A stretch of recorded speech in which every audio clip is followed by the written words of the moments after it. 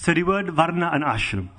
Does anybody here know what the word Varna means? Can anybody suggest what the Sanskrit word Varna refers to? Category, very good, yes. Varna also means color. It also means occupation as well. And ashram, any ideas for ashram?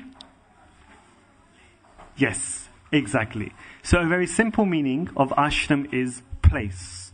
Therefore, Varna and ashram are occupational duties as well as residences for our life as well.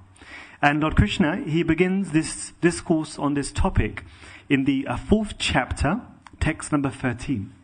And I would like to request if the entire assembly can kindly repeat the next words with me, okay? So we'll all practice reciting some Sanskrit from Krishna Bhagwan himself. Can you imagine Krishna here, standing before us in his deity form, actually spoke these words. And Bhagavad Gita, if you look at history of religion around the world, probably Bhagavad Gita is one exclusive text that God himself spoke. Many texts you find was repeated by God's devotees and saints. But Bhagavad Gita was where Krishna himself spoke only a few years ago, 5,000 years ago in northern India, Kurukshetra. So please repeat the following words with me.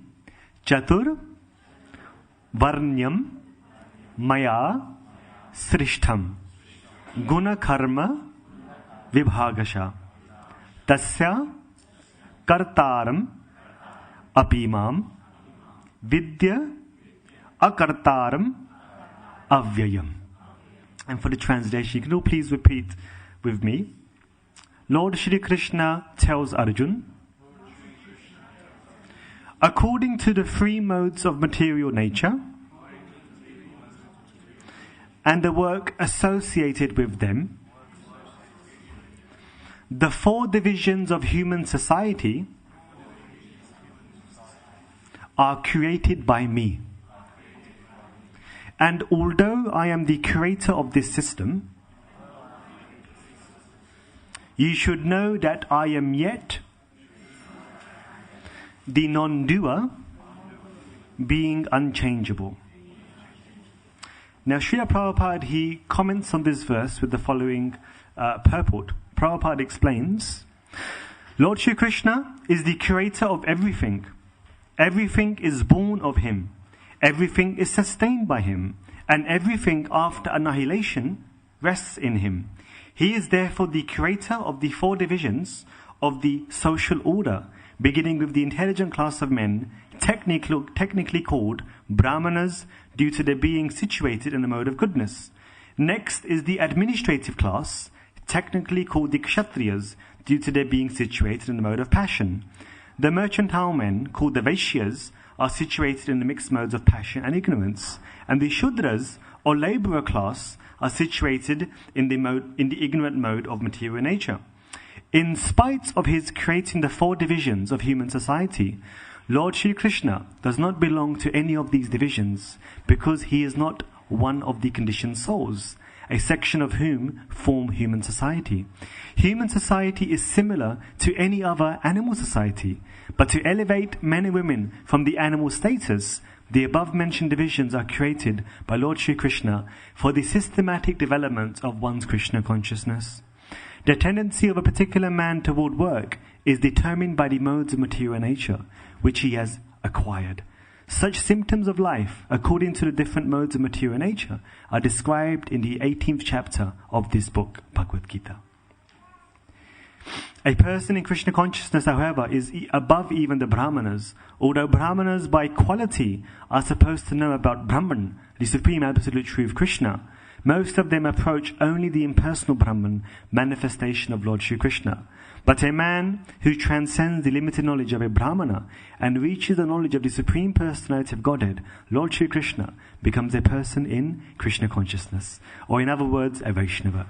Krishna consciousness includes knowledge of all different plenary expansions of Krishna, namely Ram, Nrsimha, Vaman, etc. And as Krishna is transcendental to the system of the four divisions of human society, a person is in Krishna consciousness is also transcendental to all divisions of human society, whether we consider divisions of community, nation, or species. So in this verse, Srila Prabhupada explains that the four Varnas are Brahmanas, Kshatriyas, Vaishyas, and Shudras. Now in English, we understand this to be laborers, or the common person, business people, then we have members of parliament, members of state, and then we also have the priestly order. And these four divisions of occupation are said to form a successful society for each and every individual. And in fact, you find that one of the most intelligent scholars in the Western world, Plato, even in his book, The Republic, he also thought of a similar society by which all the needs of a community, all the needs of a family and of a nation can be fulfilled. Now, what's very important, and I think for today's gathering, is not really the system of the Varna. Because we have Varna and we have Ashram. So the Varna is something that one can't enforce upon oneself. So if anybody here anybody here work in social services? Just raise your hand. Any doctors? Okay, so that's medics. Any priests? Okay. Then obviously we have businessmen. So we have many people in various types of occupations. So this is not something that one can enforce upon another, but is rather according to one's qualification, one's tendency, and one's knowledge. Of course, parents want to give their children the best education. Recently, there were some statistics that came out how in universities like Cambridge and Oxford, you'll find that even a child which may not have gone to private school ends up going to Cambridge and becoming a leading doctor or a leading member of society. And then you also have some children that obviously go to private school, go to such elite advanced universities like Cambridge and Oxford, and also come out very successful.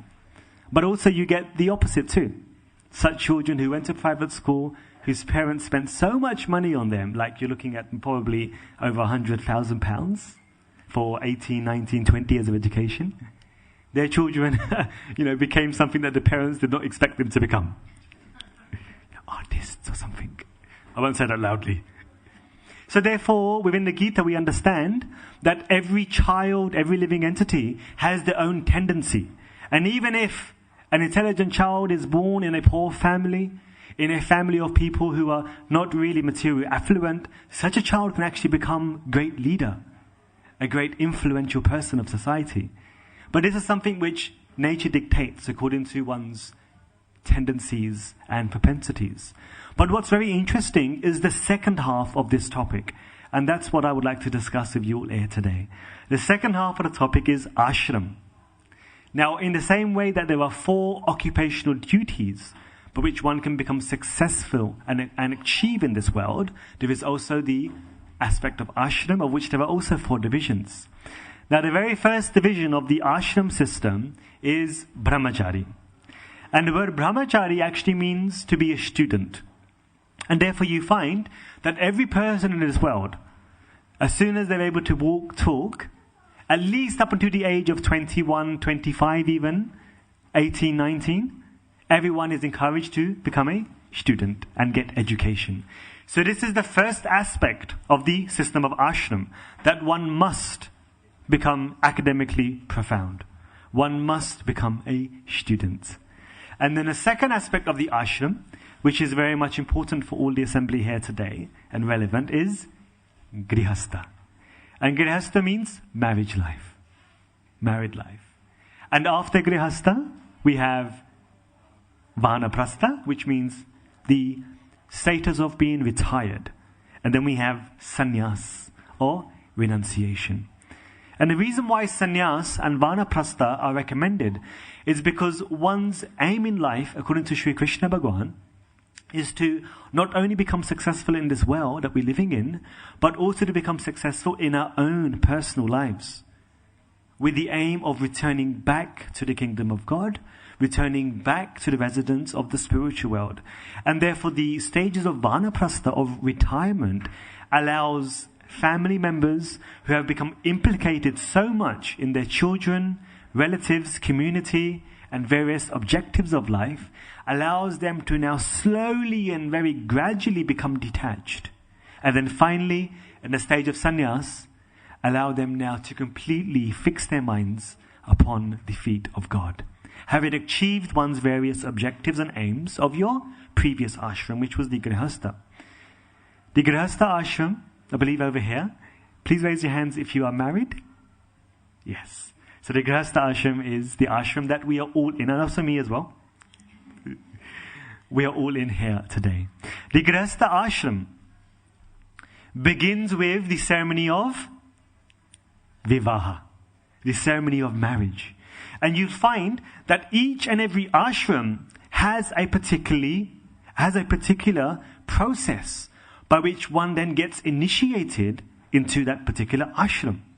And therefore, the marriage ceremony, or according to Shri Krishna Bhagwan, the Vivaha Samskar, contains the laws and the secrets by which a family person can become successful. Now, unfortunately, with the way society is flourishing at the moment, Vivaha Samskars, or the initiatory rites, which makes one a householder or a grihastha, are nowadays nothing less than just a mere formality, a mere ceremony, where the priest comes, the bride and groom comes, they sit there like this, and then suddenly there's some fire, they walk around the fire, or if they're in a church, they stand opposite each other, few moments of words from the priest, maybe a kiss on the cheek, or a shake of the hand, or a touch of the feet, then after that, shadi hogi, patti gyo. We are now married. And then what happens after that is husband and wife then start to make up their own rules. What time we're going to do this, what time we're going to eat, how we're going to behave with each other, who's going to shout, who's going to cook, who's going to work, who's going to do the diapers, the nappies, when to have children. Then a whole set of laws which every one of us make. But how about the laws of God? How about Krishna's secrets? How about Krishna's advice on how one becomes successful? And all of these advices are actually in the Vivaha Samskar, which is why in ISKCON, in the Hare Krishna movement, when two people come to get married, the marriage ceremony is done according to the ancient tradition of thousands of years ago. And in that marriage ceremony, bride and grooms become educated. They learn about the laws of marriage life. And only when one even has a concept of what the higher principles of marriage life is, only then can bride and groom, or husband and wife, actually start to decide what to accept, what to reject, how to work around that to make our life successful. So today I wanted to discuss some of those principles that are initiated on the day of marriage for grihasthas. One of the foremost principles that are initiated for a married husband and wife is the type of relationship that a husband and wife should have. And now I've asked my parents this question, I've asked my grandparents this question, I've asked uncles and aunties this question, and believe it or not, every single one of them gave a different answer to what Krishna says. Somebody said, oh, one is master, one is servant. One is senior, one is superior. Sometimes they say we are equal, but also we have differences. Now what does Krishna Bhagwan explain? Krishna Bhagwan, at the time of when the bride and the groom come together to live together as a married couple, in the ceremony Krishna Bhagwan invokes a sacred mantra, which the groom echoes to his wife. Sakha saptapadi bhava, sakhyam te gameyam, sakhyam te mayoshyaha, sakhyam te mayoshtyaha. The word sakha was used 4 times in this mantra. And the word sakha means exactly. Krishna Bhagwan explains that the successful marriage, the successful grihastha ashram, is where husband and wife actually deeply and honestly consider each other as best friends. as sakhas. And therefore the last word in this vow, now don't forget, for those who get married, according to the Vivaha Samskar, you are taking an oath. You are taking a pledge to be like this. The last line of this verse, Ma yoshtyaha. As best friends, there is no question of separation. Because as best friends, there can be no separation. There is only commitment. There is only love. And therefore, in the Grihastha ashram, husband and wife have to then daily, not just on the marriage day, and hopefully this vow was echoed by the priest and heard by the bride and groom. Because this will benefit them for the rest of their life, to know exactly what we are married for. When husband and wife understand each other to be best friends, then there is unconditional love.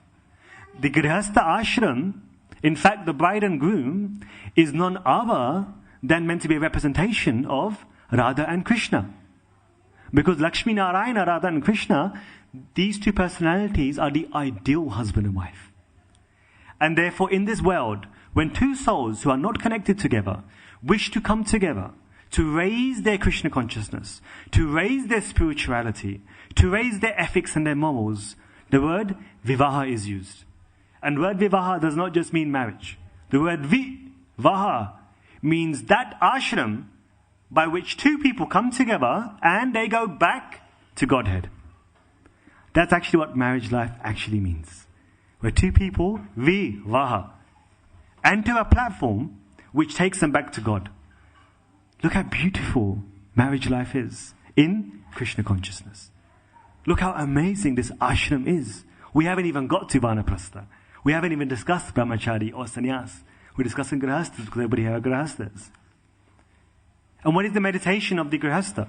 What is the success? How does one actually practice unconditional love? First and foremost, when one becomes a devotee of God. And therefore, during the Pani Grahana, when a husband and wife come together to take vows of harmony, the moment the husband grasps the hand of his wife to be, the sacred verse is chanted. Mama vrate te hridayam dadato, mama chittam anuchittam te astu, mama vacham ekamana shushasva, brihaspatistva ninaktu mahyam. Such a beautiful verse. Mama vrate te hridayam dadato. May your heart be fixed on my life's goals. May your mind follow after mine. With body and soul, may we be devoted to Krishna's words. May brihaspatistva ninaktu mahyam. May Lord Shri Krishna join us together in marriage. In this way you can see on how when the heart and the mind are following together, with Krishna in the center, these are steps towards a successful marriage.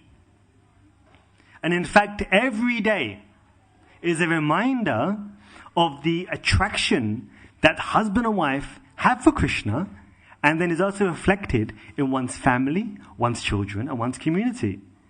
And therefore you find that on the initiation of marriage, when bride and groom for the very first time feed Mahaprasad, you've probably seen that towards the end, the bride and groom come together and they feed Mahaprasad. What is the vow recited for that? Such an outstanding vow. Yad eta hridayam tava, tad astu hridayam mama, yadidam hridayam mama, yad astu hridayam tava. This vow which the bride and groom take together. What is my heart? Let that be yours. What is your heart? Let that be mine. Such a sacred vow. Can you imagine if every day husbands and wife who understood these principles of Krishna Bhagavan, and you can see these principles of Krishna Bhagavan are not really anything which is going to hurt you. It's going to increase your marriage life. It's going to increase your devotion, increase your spirituality, and what's most important, these types of behavioral models that Krishna sets for Grihastha Ashram would give you peace. It will give you shanti. It will give you affection and love. Because why? We are following our marriage life according to the principles of God. This prayer, what is your heart? Let that be mine. What is my heart? Let that be yours. Has a very, very deep meaning. And Krishna Bhagavan elaborates on this point in the Bhagavad Gita. He says, Ishvara sarabhutanam hriddeshe arjuna tishtati. Oh Arjun, I sit in the hearts of every living entity. And therefore, this verse which we recited earlier is a reminder for husband and wife to come together every day, at least during the time of bhojanam, at least during the time of prasad, dinner, lunch. If you have breakfast too, breakfast. And let that exchange of prasad be a reminder for husband and wife that have we ended our day? Have we begun our day understanding the core of your heart, Krishna? Are we stimulating and inspiring the Lord of your heart, Krishna? Are we making you peaceful? Are you feeling that you are experiencing the love of the Lord of your heart, Krishna? And you can imagine where every day, husband and wife, according to the laws of the Grihastha, remember and echo such words. What would the state of that union be? Their assembly, their friends, that state of union is nothing less than the union of God and His devotees. Because the central pivot is love and peace. And only when such vows are understood by society, then when husband and wife, because sometimes in life, especially in the Grihastha ashram, when husband and wife come and they face many, many challenges, whether it's bills, whether it's diseases, whether it's other family pressure, or boss or employer pressure, or maybe sometimes natural disasters in this world, these verses, these sacred laws of the Grihastha ashram will remind us to be following. These laws will remind us of what our duty is. It is amazing on how many marriages actually survive nowadays.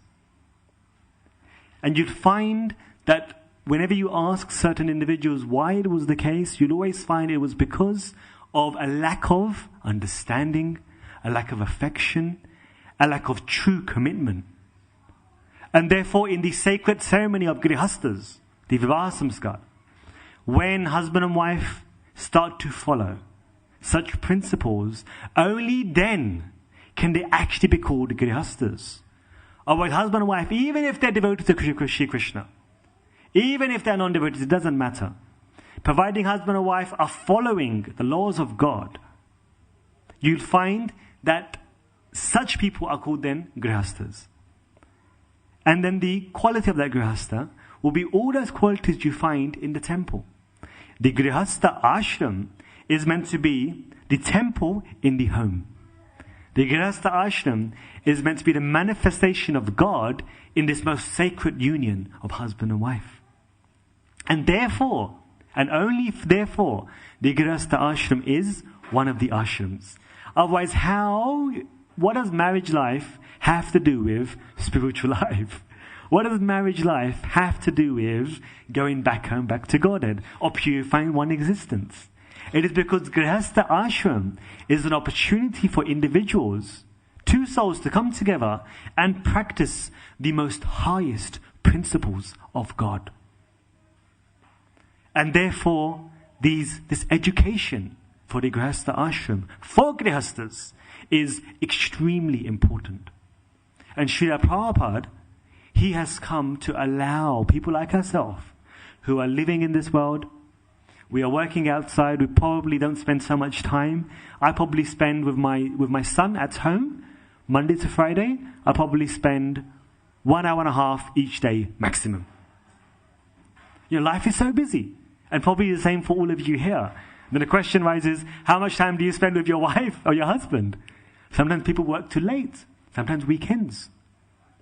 But the Grihastha ashram has so many beautiful and sacred vows and laws and regulations that it still allows those individuals of that family to make material and spiritual progress. Some of these spiritual aspects of the Grihastha ashram I've now discussed with yourselves and presented some of these points. And some of the material are also very, very important. Because the Grihasthas are meant to also be the ashram that is the foundation and the support of the other three ashrams, or the brahmacharis, vanaprasthas and sannyasis. And therefore the grihasthas also have to have some source of income.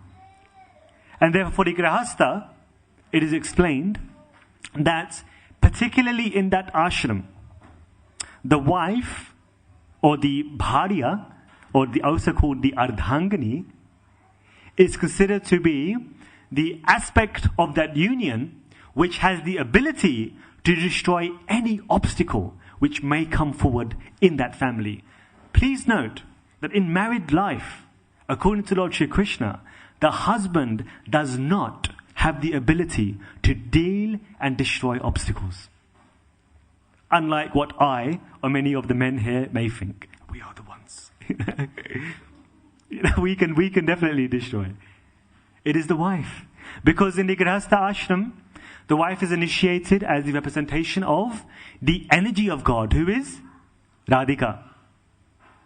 And therefore during the Sindurdan, Sinduriva prahdvane shuganashovat prahvya patayanti yahvaha gridasya dharvara shonavaji kashta bindan nunupinvamanaha.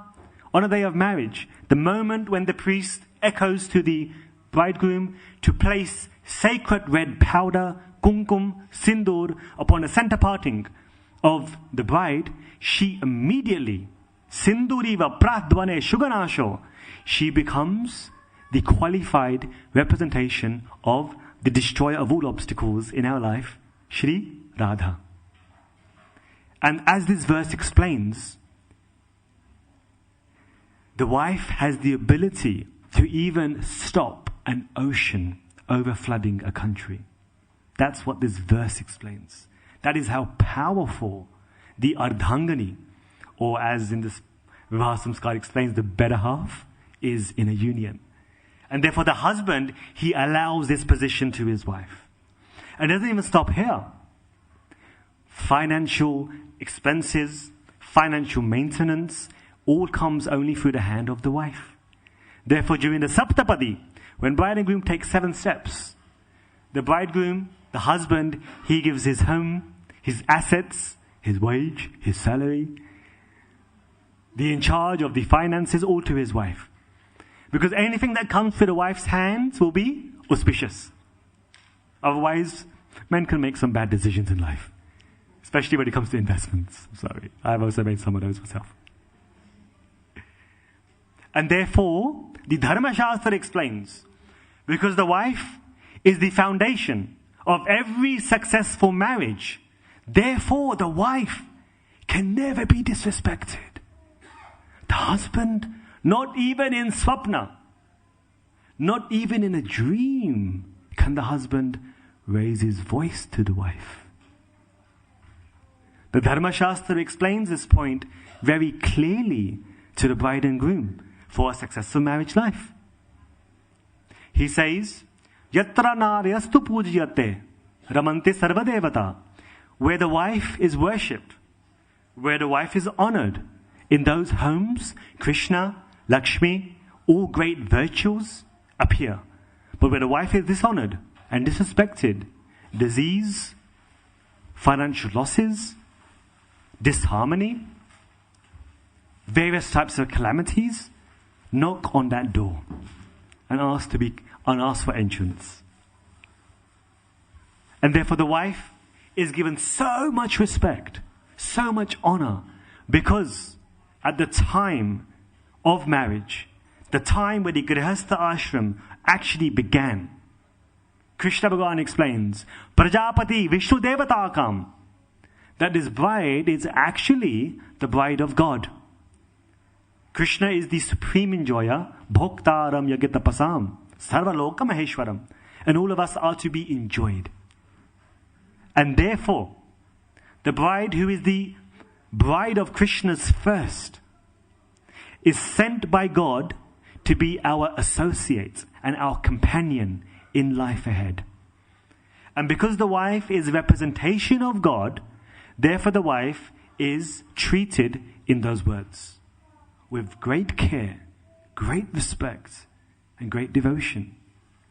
And similarly, the husband also has various roles better aligned to Him. And when husband and wife understands one's spiritual representation, one's spiritual integrity is kept in place, only such marriages are actually grihastha. Otherwise, the scriptures call them, the Bhagavad explains, griha medi. A marriage life which is based upon the principles of each other, a marriage life which is based upon the principles of society, a marriage life which is based upon the principles of the time and the place, is a residence for calamity. Because eternal laws apply in every time, place and circumstance. And it is always very, very natural for those souls who have left the spiritual world to come into the material world to exploit, to be self-egoistic. It is very, very easy for husband and wife to also exercise those qualities of exploitation, those qualities of trying to lord it over upon each other. And that becomes the root cause of calamity and distress. And therefore these laws of the Grihastha ashram are the principle and the most important laws for every marriage life. Because only when in a family such laws are to be understood and followed, only those families can practically on a day-to-day basis explain the beauty of the Grihastha ashram. Otherwise the Grihasthas or the family life is considered to be an inferior position. It's considered to be something which is not really on the spiritual path, something which cannot raise one's consciousness to some higher types of realizations and elevations, and that most definitely is not suitable for one's soul. But on the other hand, you find that the Grihastha ashram, amongst all the three ashrams, is extremely important and completely full, completely empowered to be a source of all the beauty, the love, the devotion that Krishna enjoins his devotees to have. And therefore, the Grihastha ashram is considered to be the support and the foundation of the entire Varna and ashram. Now this was just about husband and wife. Can you imagine what those laws and those words of Krishna are towards our children and our progeny? How to give birth, how to raise children in such a way that not only do they become a great delight in the eyes of Krishna, but become a great asset to one's family, a great source of joy and success to the entire nation and community. It's a vast subject. Family life is a vast subject which takes many hours to discuss. But I hope in this very small presentation, which I gave in exactly 35 minutes, you've been able to appreciate and at least thought or think about what Krishna says are those very small steps to success for a family life. Thank you very much for listening. Hare Krishna. We actually have 3 minutes left before the doors open. So we Britishers are very good with timing. Does anybody have any questions?